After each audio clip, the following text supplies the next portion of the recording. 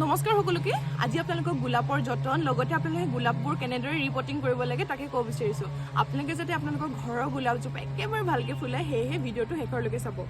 গোলাপত আপোনালোকে সদায় চাব গ্ৰাফটিং পাৰ্টটোৰ তলত মাটিটো ইমানডোখৰত ৰাখিব সয়েলিঙত আপোনালোকে ব্যৱহাৰ কৰিব পাৰে গোবৰ মাটি আৰু আপোনাৰ পটান যোনটো ধানৰ পটান থাকে আৰু নৰ্মেল মাটি আপোনালোকে 20% দিব গোবৰ মাটিটো পাৰিলে বেছিকৈ দিব বা আপোনালোকে কেঁচু সাৰ ব্যৱহাৰ কৰিব পাৰে আৰু ৰাসায়নিক সাৰ পাৰিলে আপোনালোকে ব্যৱহাৰ নকৰিব আৰু গোলাপত সদায় এই যোনটো গ্ৰাফটিং পাৰ্টটো থাকে গ্ৰাফটিং পাৰ্টৰ তলত যোনটো ডাল ওলাই সেই ডালটোত আপোনালোকে চাব সদায় কাঁইটিয়া হয় আৰু লগতে হাতখিলা পাত থাকে হাতখিলা পাতৰ গোলাপৰ ডাল আৰু কাঁইটিয়া থাকিলে আপোনালোকে সেইটো গ্ৰাফটিঙৰ তলত সদায় চফা কৰি থাকিব তেতিয়া আপোনালোকৰ গোলাপজোপা একো হানি নপৰে আৰু গোলাপত আপোনালোকে সাৰ বহুত লাগে ফুলিবলৈ আৰু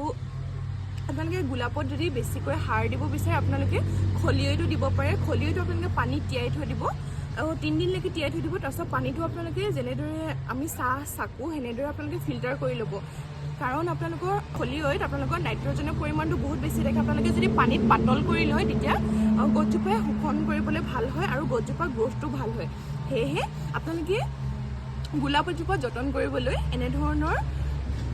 এইকেইটা মই আপোনালোকক যোনটো কথা কৈছোঁ সেইকেইটা আপোনালোকে যদি ভালদৰে মানে তেনেহ'লে আপোনালোকে এবাৰ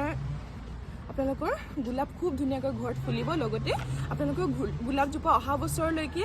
আপোনালোকে গছজোপা খুব যতনেৰে ৰাখিব পাৰিব আৰু লগতে কথাটো ক'ব বিচাৰিছোঁ আপোনালোকে গোলাপজোপা ভিডিঅ'টোত যদি মন কৰিছে এজোপা হৈছে এজোপাই গোলাপ আৰু এজোপা গোলাপত আপোনালোকে দুটা ৰং ফুলি আছে